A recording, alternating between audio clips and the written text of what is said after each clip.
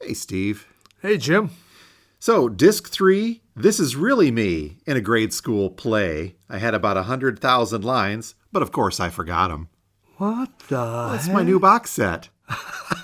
Okay, it's awesome.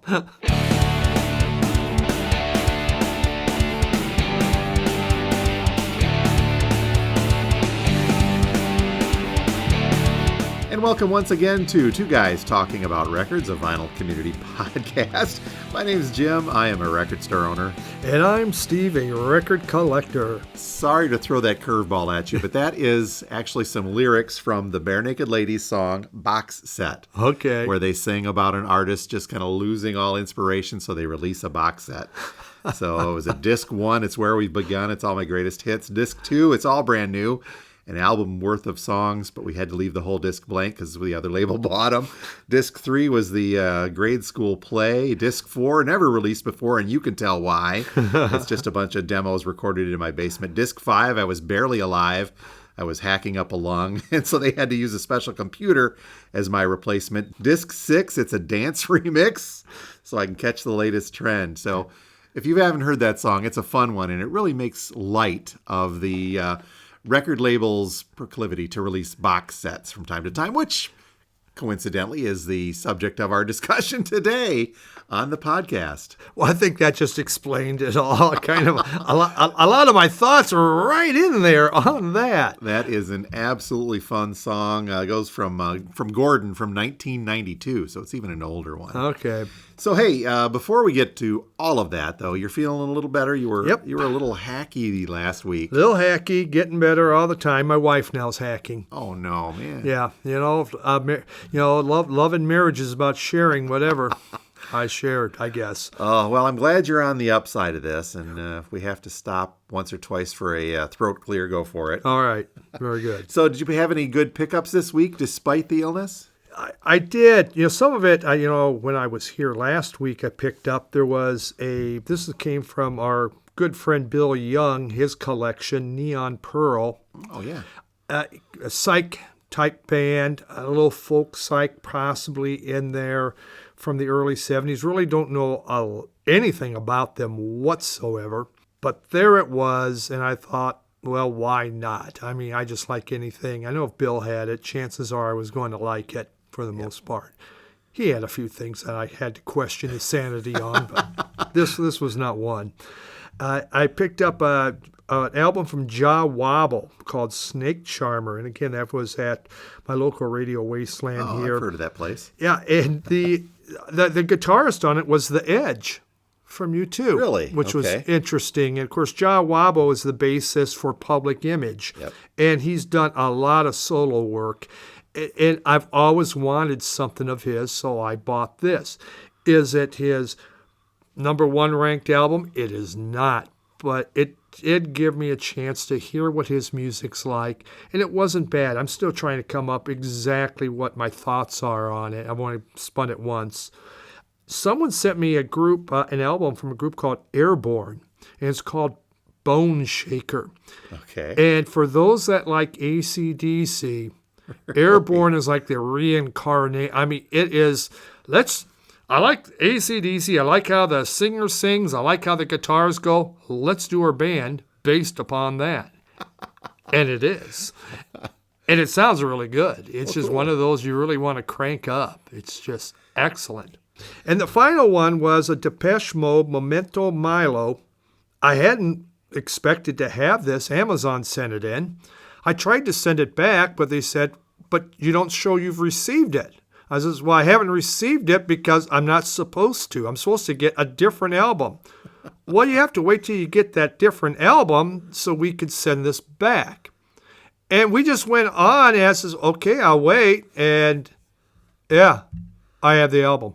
So, well, there you go. I don't understand that as a business model, but that's why I'm not a multi-billion-dollar international conglomerate corporation based out of a rainforest. Yeah, well, it's not a bad album. I'm not a big Depeche Mode fan. I don't wear a lot of gloom. I don't go around gloomy and stuff, but not a bad album. Oh, good. How about you? What'd you get? Well, brand new release, and it's a soundtrack to the film A Mighty Wind. And this is another one of the mockumentaries, not done by Rob Reiner, but in the vein of This Is Spinal Tap. But it does have Christopher Guest. It was directed by Christopher Guest, actually.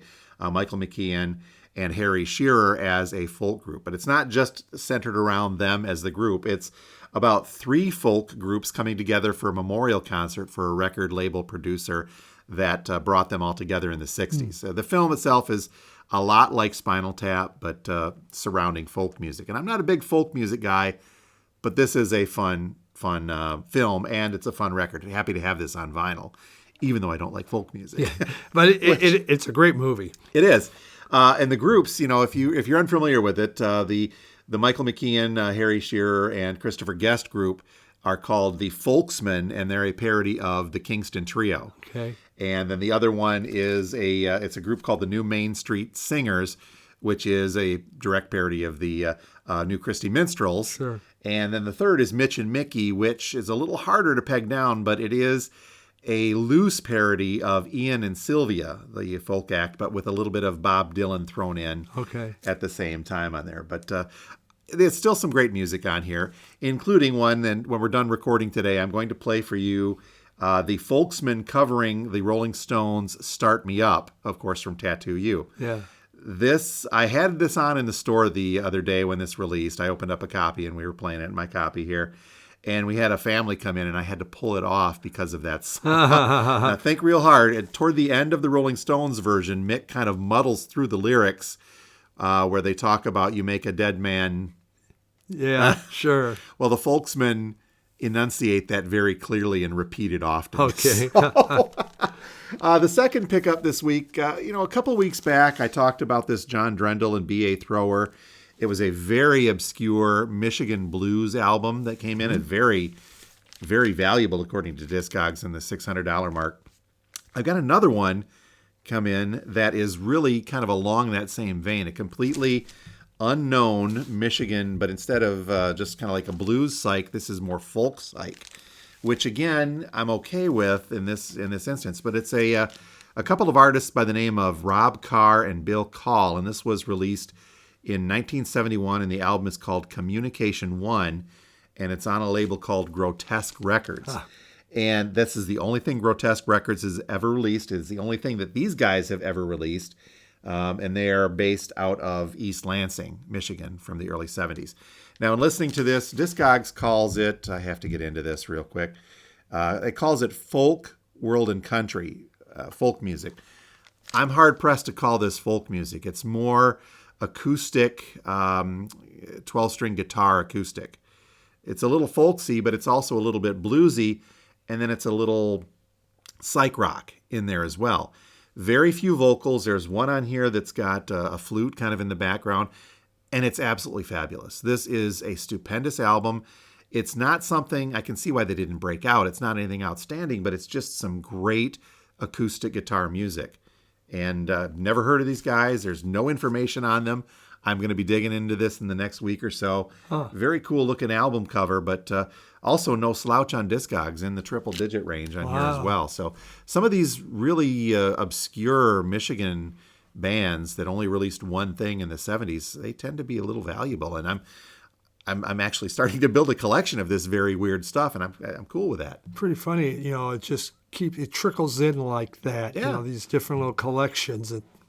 Wow, very nice. It's fun stuff. So, hey, before we get to box sets in our segue here, I mentioned the Rolling Stones and the Folksmen, the Mighty Wind version of that. I wanted to take just a second and talk about this new Rolling Stones album, because there is a tremendous amount of buzz about this thing, for crying out loud.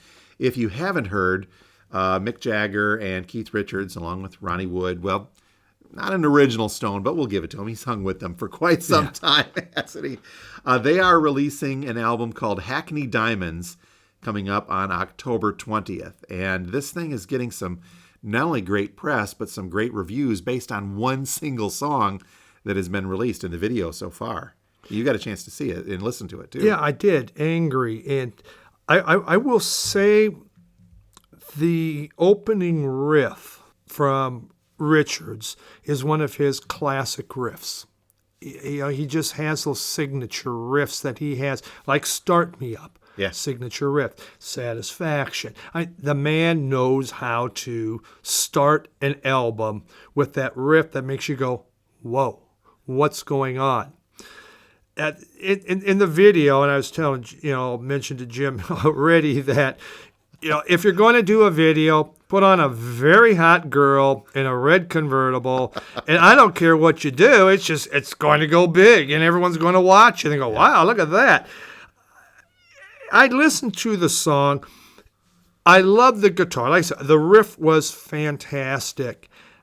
Jagger, the kind of the chorus in that, it's okay. It did not grab me and say, oh my God, I have to go buy this. It would definitely be a one I'll sit on the sidelines a while and kind of mull it over. Watch it. I found an article from The Guardian UK. This is their first album of original material, by the way, in 18 years. Man. I thought that it was not too far back, but they had released Blue and Lonesome, which was a cover album from just a few years ago. But their last original one was an album called A Bigger Bang in 2005. I don't really remember that at all, but this is their first since 2005 of original stuff with Jagger Richards as the songwriters. Guardian asked Mick Jagger why it took them 18 years to create this album. He said, well, we were lazy. They're senior citizens. They don't really, and they really need to, but it's nice that you could still come out and come up with something different and new. Yeah. Not the only, but the other notable thing about this is the fact that it does have a few guest stars on there as well. I think Lady Gaga and a few other people. But it also is the last material that features Charlie Watts. Okay. They had recorded some of these songs before Charlie died a couple of years ago. So this is really going to kind of be, it's almost really going to be a farewell album, I tend to think, for the Stones in this case. So it's been in the works for a long time. They've finally gotten enough stuff pieced together through 18 years to do this. Yep. And, kudos to them. At that age of 80-something or other, Mick Keith is, 95, 200 years old? Something there. Kudos to them for putting out stuff still. Yep. On that note. So we'll be waiting and seeing what the entire album's like. Looking at our distributor here for the release in October, there is going to be 2 vinyl versions of this, at least available to us. There may be others once they get into the other big box retail stuff like there. But black vinyl version and an indie exclusive on clear vinyl version, single LP. Fairly reasonable for this day and age, I guess. They're listing for about $33 each. So, well, I'm looking forward to seeing what's going to happen with this. And you know what? I hope it's really successful for them, considering how long they've been doing this. Yeah. It's an amazing career. Well, like on the video they never really showed them now. Yes, I did catch that too. It's all older footage. Yeah, there's all these billboards, and all the older footage when they're looking pretty good, But it does go through time, so they do, get older on some of the billboards. But yes, it's pretty funny. Fun stuff. Well, at least they're not going to release a box set version of this new album yet. We'll have to wait, a couple of years, but then I imagine we will get this. Which leads us to our topic O discussion today. And that is the Mighty box set for vinyl. And we collect them. I've got a few. I know you've got more than a few. Yeah. What are the benefits of that? What are the pitfalls of that? Are they really worth the money? In the previous collection, I had hundreds of box sets. Most were CD box sets. And I still have a lot of CD box sets. It's a great way to collect. For instance, they come out with these really small ones now where you can get a whole catalog. I got the whole catalog of ZZ Top, Blue Oyster Cult, the Eagles. Just a small, there's nothing fancy. It's just the CDs all put together in a little box. It's an easy way for a collector to get the complete catalog and not take up a lot of space. That, when you want to have a smaller collection, that's a nice way to go. Because quite frankly, ZZ Top I would listen to a lot, but like the Eagles, most of them I won't put on but the greatest hits, to be honest, which was a past topic. So I grew up really in, within the 80s, box sets began to come out more. They were probably there beforehand, but you saw more. I remember Jethro Tull came out with one. David Bowie came out with one. And I was picking those up, but they, at that time, how much money I had, they were pretty expensive. But now, oh my God, we got one album and we make a box set of it with that one album, and suddenly there's 8 LPs going on it, and it makes you scratch your head. And for a diehard fan, that's great, but it just seems so overkill. Well, the whole history of box set goes back a lot further than the 80s. The 80s is, I think, when they really started to concentrate on individual artists, although there were previous exceptions to that, things like Elvis box sets or Johnny Cash box sets, Johnny Mathis box sets, for crying out loud. But we go back to the 1950s with a organization, we'll call them here. It started as a classical music program broadcast in the 40s, 1943 through 49, called the Longines Symphonette. A Longines Symphonette, Longines, I guess, however you want to pronounce that. But that morphed into a partnership with, I believe it was RCA at some point in time, to create box sets of classical music, various artist box sets. And that was a very popular thing. And go look in our dollar room if you're ever curious about that. There's a lot of them that came under that name. Now, Longines Symphonette, under that name, released a lot of other music as well, but they grouped together things in box set. The other big one, going back into the 50s and 60s, was Reader's Digest. Yes, you see a lot of those. Now, Reader's Digest, for those of you who don't know what that is, it's a magazine. Let me back up. For those of you who don't know what a magazine is, Reader's Digest started as a monthly reader that was sent to folks' homes with abridged versions of stories and articles and the like. And they, at one point, shifted to some direct marketing. They hopped in on that. We talked about the record clubs several weeks back. Around about the mid-50s, they started partnering. They're the ones, they partnered with RCA, not Longines. Reader's Digest partnered with RCA and started offering mail-order box sets of collections of popular music at the time from the 50s and 60s.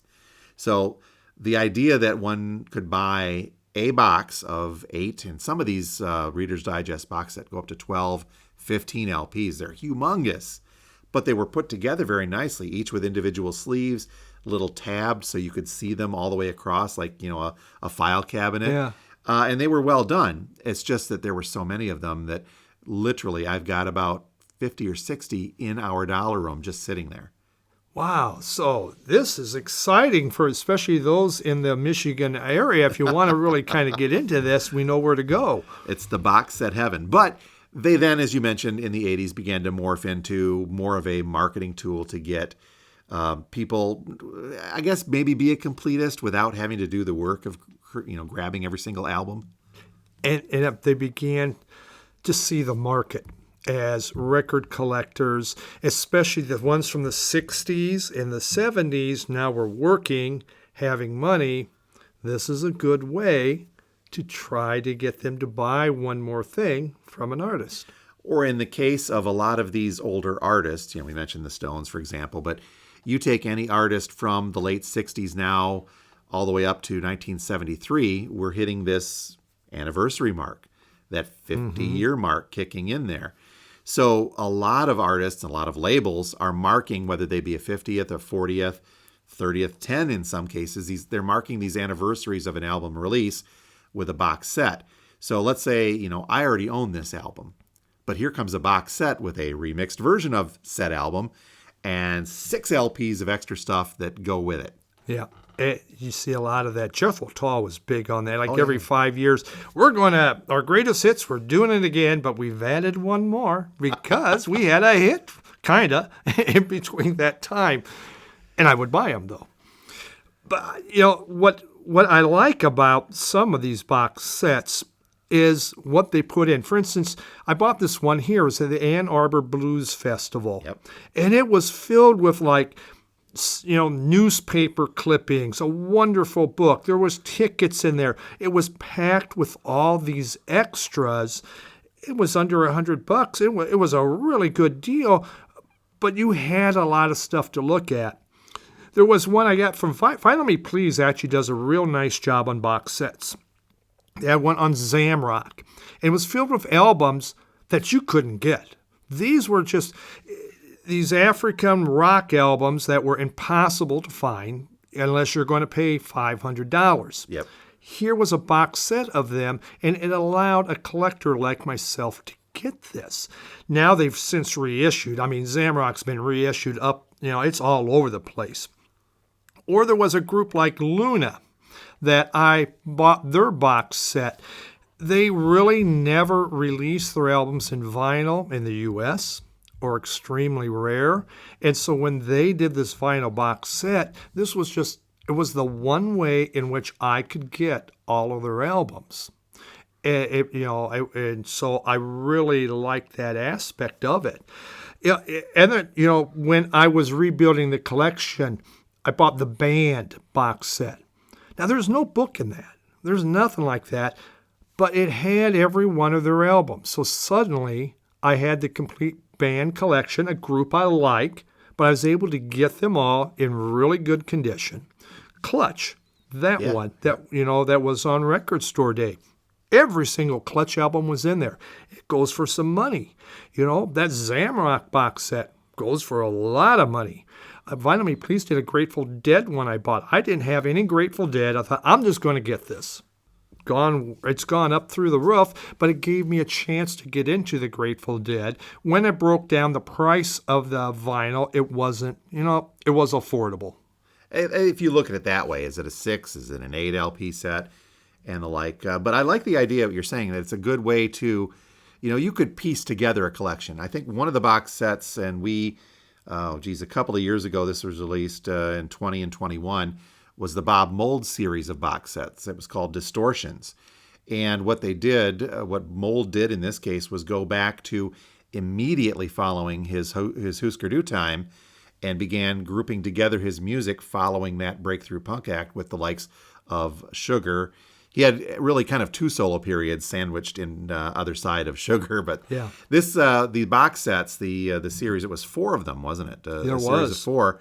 They weren't cheap either, but individually it contained all of his albums, but they were all kind of a different cover and a different color vinyl on the inside.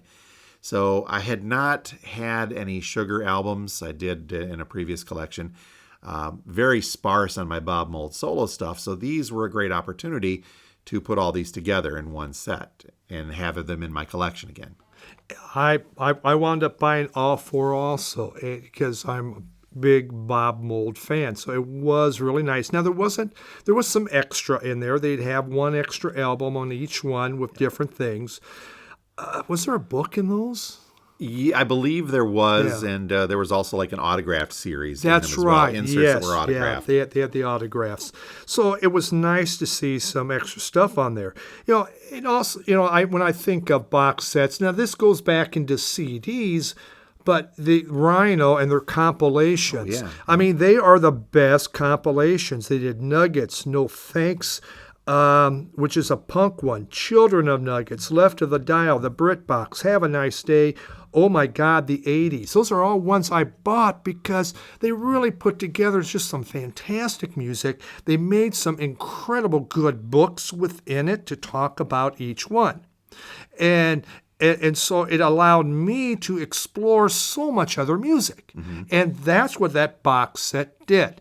It expanded my horizons to go into more things, and it cost me a lot of money, each of those box sets. A lot of money. We're going back to the various artist box sets along the lines of the Reader's Digest that we talked about earlier, the Nuggets especially.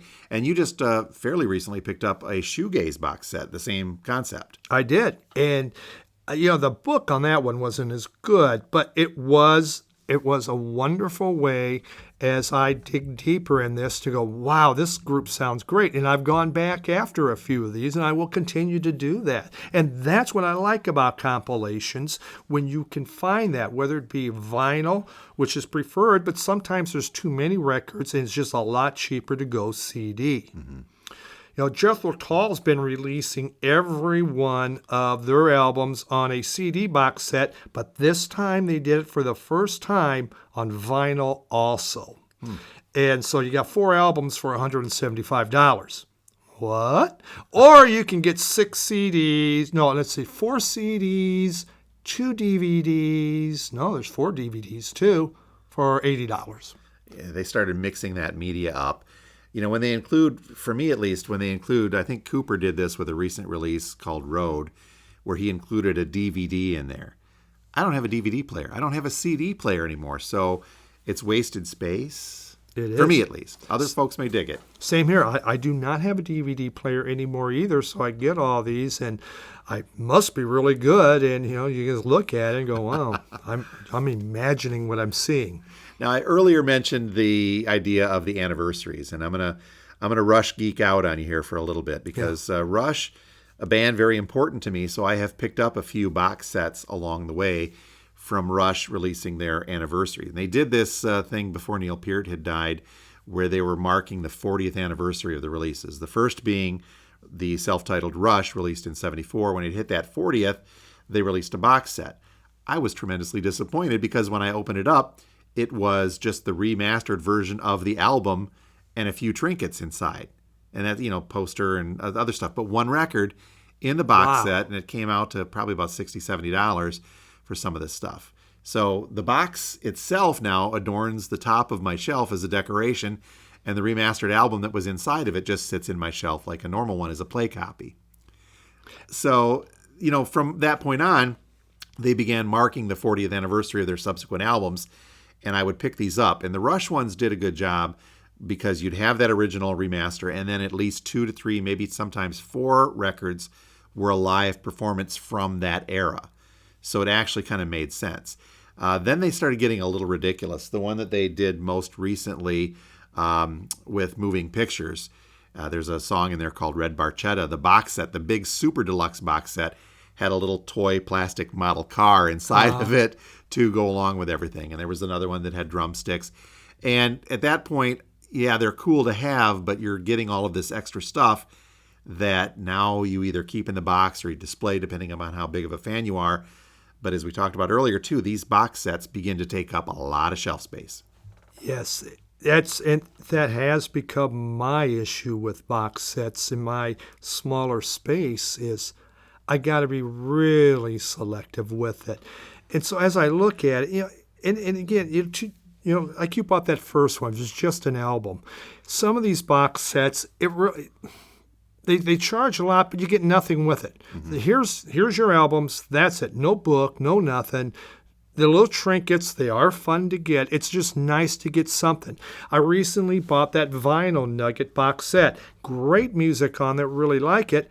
But they didn't even have a book to say, here's the groups. Now I can look it up. I have it on my other thing.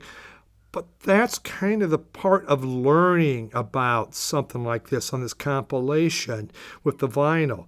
And I like that part of it. And I think you should add, some more to it. The other thing I look at is the box sets is how often do I pull it out to listen to it? They go onto the shelf. They go up there high. Now, if I want to listen to it, I have to decide I'm not going to be lazy to open it up, pull it down, find which album I want. And, boy, that seems like a lot of work. I guess I am lazy. But, there's a lot of music in there. And so they throw those extras in there, and they are really neat. You get that concert. You may have some outtakes, which sometimes there's a reason they're an outtake. Yeah, It's just, it wasn't good enough, but we're going to give it to you and charge you for this. So do you need all of that? If you're a completist, yes, you do. But if you just want to get into a group and it looks really cool, think about it. And kind of think about what you're paying for. I'm in complete agreement with the whole idea of outtakes, and the Barenaked Ladies, as we joked about earlier, kind of touched upon that. In some cases, though, I will argue that, especially for a group, you take like the Beatles, the outtakes are a window to the creative process in some cases, where you can really begin seeing the formation of a song, of a classic album, and how that pieces together through the progression of the outtakes. But in a lot of cases, it's just, it wasn't good enough. Let's do something different. We found a cassette. Yeah. let's put that out there. Yes, those Beatle ones that they put out, those box sets, which a lot of those have dropped way down. They're trying to get rid of them now because they've made too many of them. But they did take you through a progression, and that was interesting to hear how it moved. If you have the time to sit there and really listen to it. And there comes the other part. It just takes time. And, eventually you're just going to pull out the main album and you're going to play that one. And chances are you're pulling out the one that was lower in your collection because it's just a single album in there. I have to sidetrack this discussion for a moment because you mentioned cassettes. Yeah. And this is, well, it's a box set, so it's part of the discussion, but this is just more of a, I can't believe that this happened type of thing. A couple of years back, there was a Record Store Day release. Do you remember it was a Motley Crue box set, but it was their first, I think, 5 albums on cassette. And they put this whole big pump out saying, hey, these are cassettes. We're going to try to make this cassette thing happen. And they released these in their original packaging in this nifty little box set that had a clasp cover on this. What happened is the fact that and I'm just going to generalize, if you're younger and you're listening to us, no offense meant on this, but there was obviously somebody who was much younger and didn't understand how cassettes work when they designed the box set for this Crue thing, because the box they put them in had a small magnetic clasp that held the box set shut. Do you know what happens when you put magnets next to magnetic tape? Oh, yeah. So people were buying these $100 cassette box sets only to find that the ones that were in close proximity to the magnetic clasp had portions erased from them, because that's what magnets do to tapes, kids.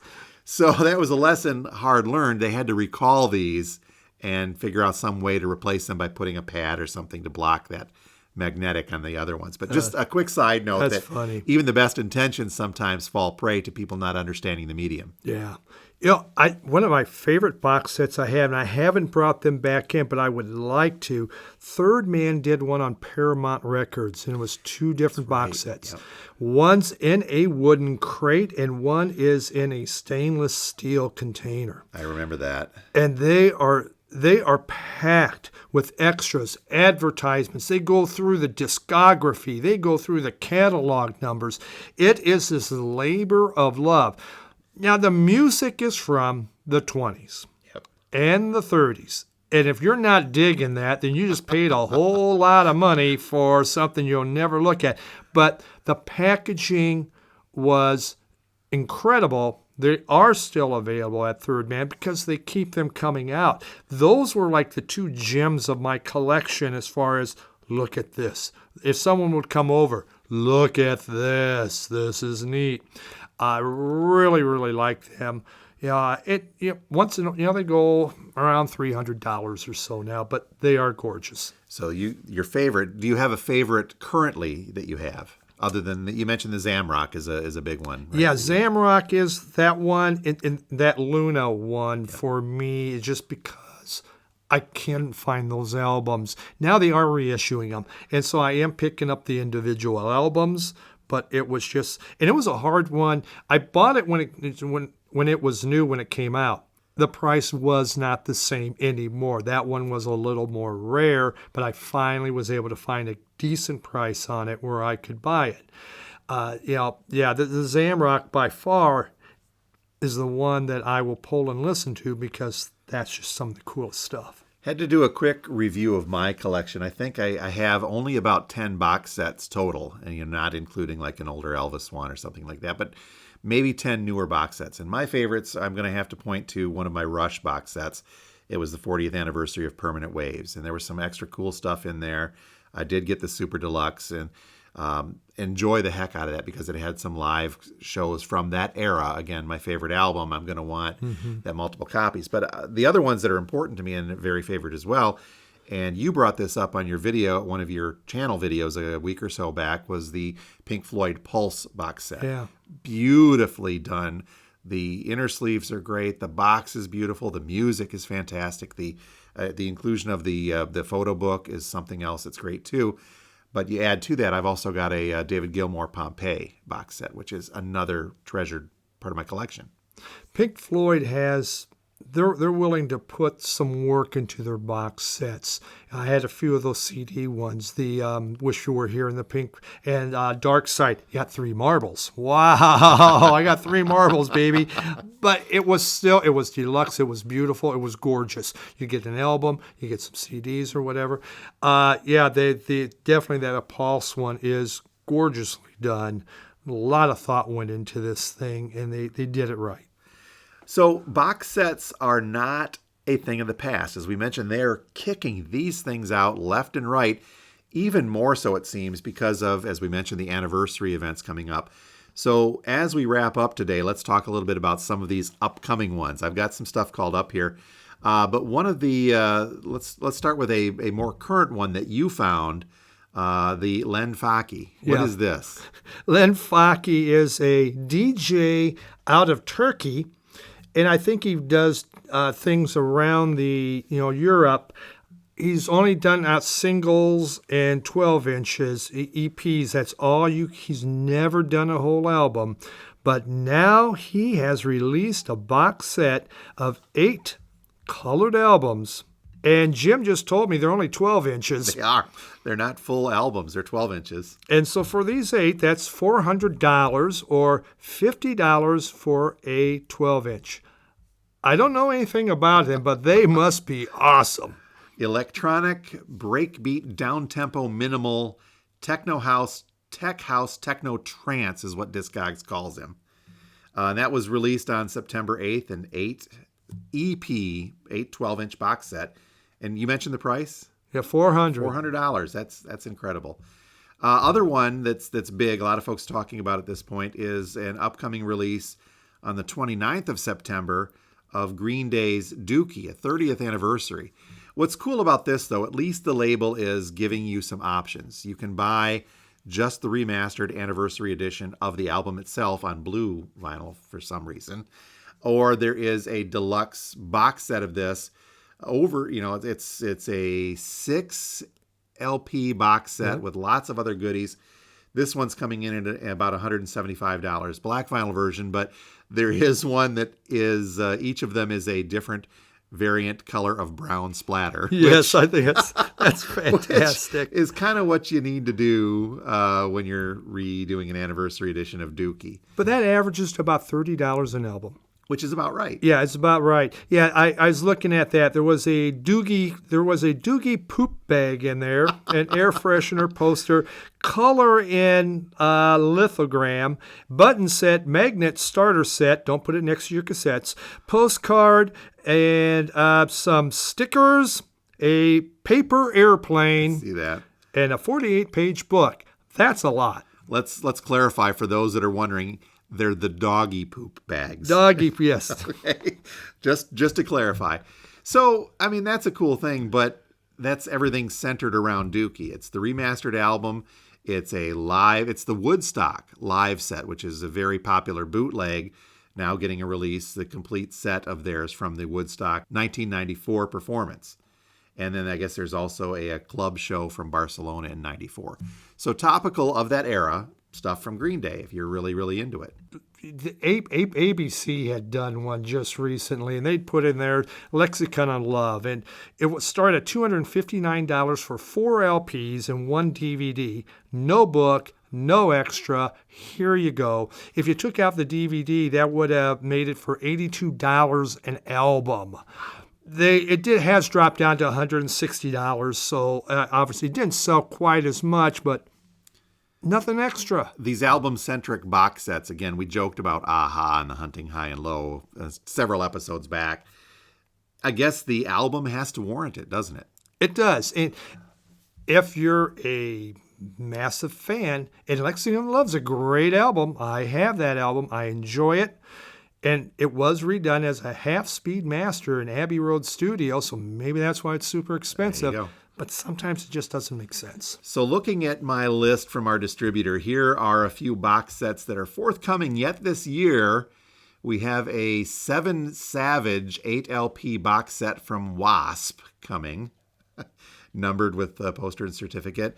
In that vein, a 40th anniversary box set of Shout at the Devil from Motley Crue. You said that's got some goodies? Yeah, this one, I'm just telling you, got to get this. It has a pentagram felt bag. It has a devil candle holder. You have to buy your own candle, though. They're not going to give that to you. Shout at the Devil CD and cassette. Tarot cards, a 12x12 seance board. Talk about fun, kids. And 2 12x12 album cover lithographs, 6 LPs, 245s. And that, it breaks down at a, better price. But, you can bring the devil right to your house. I mean, not a lot of these box sets offer that kind of thing. Who should we invite? Let's do the devil. Satan? Yes, Satan. $235 looks to be the list price on that, and that's coming on, just before Halloween, actually, on October 27. I'm also seeing a Diamonds and Pearls box set from Prince and the New Power Generation, $365 on that. But there is a 4 LP version of that for a little bit cheaper, other than the huge 12 LP plus 1 Blu-ray version. Holy cow. How about Mingus Takes Manhattan coming in October as well? The complete Birdland dates from 1961 and 1962. That one listing for about $190. Wow. So some jazz. It's all over the place here. The Dio studio albums, Ronnie James Dio studio albums, 96 through 2004. Wow. It's tough to keep up with, and I don't have the shelf space. No, I think most don't. But yeah, it is for those of you you have that love of someone. Chances are you can get a box set of them, and if you can afford it and something you want to do, they are interesting. But I would really look to kind of figure out what's the price. How does it break down as far as pricing goes? Is this thing really going to be worth it? Is there something extra? Or are you just going to get the albums? Well, as the Barenaked Ladies said at the start of this whole thing, I hope you enjoy our new box set. Yes. You have been listening to two guys talking about box set records, a Vinyl Community podcast. I think that's about all I have to say, Steve. Well, what more is there to say? If you want it, buy the box set. If you want to hear how it really all ends, it's in the outtakes. I'm Steve, and I'm a record collector. And I'm Jim, and I'm a record store owner. Thank you so much for joining us, and we'll talk to you again next week.